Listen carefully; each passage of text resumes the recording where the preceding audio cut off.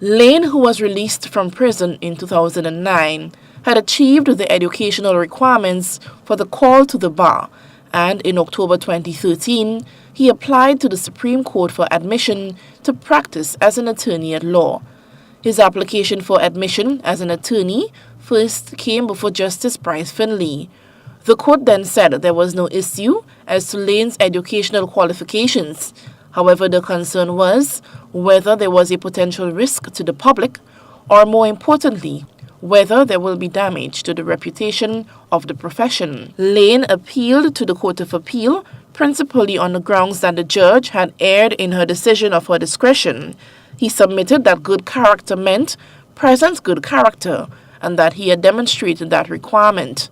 In addressing members of the media on Tuesday, Layne says he is disappointed with the outcome, but he added it is not the end of the world. I like this for law and legal issues, but I have qualifications in other areas, you know. So it's not that, as again I say, it's not the very worst thing that has happened. Layne was represented by Edward Fitzgerald, QC, Tim Nesbitt, QC, Amanda Clift Matthews, Ruggers Ferguson, and Cajitan Hood. Ferguson, during Tuesday's media brief, says it has been a long journey for the past 6 years. For an admission, as they say, the good character, the issue of good character would vary from profession to profession. There is no single standard of good character. So in this case, they looked at the issue, of course, which was relevant, issue of good character for admission to the bar, satisfying that test.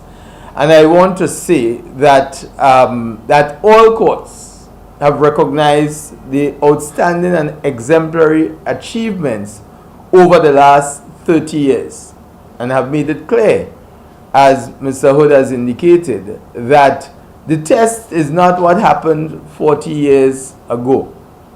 The test is not your character then, but what is your character now. As to what's next, local attorney Cajitan Hood says they are strategizing on the way forward while not being able to provide a time frame. No, we don't have a time frame. We have started consultations with Queen's Counsel from England already. There are certain issues that have been raised. We would look at, Ruggers and I and all others will look at it jointly and come up with a strategy. So we can't give you a time frame. We can't give you a time frame because it will depend on feedback from England, depends on our perception of what the law is saying and what the avenues that are available. Because ideas will come, we'll thrash them out, we'll research them, and once we believe we have a good, solid foundation to go forward, we will go forward. As Mr. Layne said, it is a journey which has not ended.